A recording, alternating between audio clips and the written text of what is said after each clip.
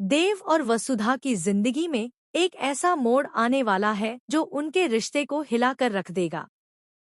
आने वाले एपिसोड में देखने को मिलेगा कि चंद्रिका, जो हमेशा से वसुधा को अपने बेटे देव की जिंदगी के लिए खतरा मानती आई है, अब अपने सबसे बड़े और खतरनाक प्लान को अंजाम देने की तैयारी कर चुकी है। उसके मन में बस एक ही बात है, वसुधा किसी भी कीमत पर देव की जिंदगी से दूर चली जाए।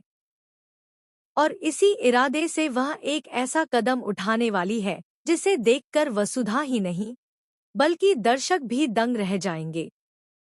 सब कुछ तब शुरू होता है जब सारिका चंद्रिका के इशारे पर देव और वसुधा दोनों को घर बुलाने की योजना बनाती है। दोनों को लगता है कि शायद अब हालात थोड़ा बेहतर होंगे, शायद चंद्रिका के मन में उनके लिए नरमी आई होगी। लेकिन उन्हें क्या पता कि यह किसी तूफान की शांति से पहले की खामोशी है।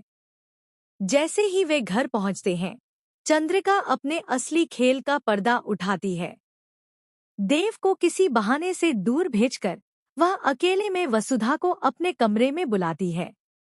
कमरे का माहौल बिल्कुल बदल चुका है। चारों तरफ सन्नाटा, भारी पर्दे और बीच में खड़ी चंद्रिका, जिसकी आंखों में गुस्सा, तिरस्कार और एक खतरनाक आत्मविश्वास साफ दिखाई देता है। वह धीरे धीरे वसुधा की ओर बढ़ती है और कहती है, तुम्हें अगर यह लगा कि मैंने तुम्हें घर बुलाकर माफ करने का फैसला कर लिया है, तो यह तुम्हारी सबसे बड़ी गलतफहमी है वसुधा। तुमने हमें धोखा दिया है और धोखे की दुनिया में माफी का कोई अस्तित्व नहीं होता। वसुधा यह सुनकर डर जाती है, लेकिन चंद्रिका यही नहीं रुकती। वह और भी कड़वी बातें कहती है, तुम हमें देवी हुकुम बोलती थी ना, हमें देवी का दर्जा देती थी, और वही देवी होकर तुमने मेरे बेटे की जिंदगी में जहर भर दिया। तुम इस घर में सिर्फ देव की मजबूरी की वजह से खड़ी हो।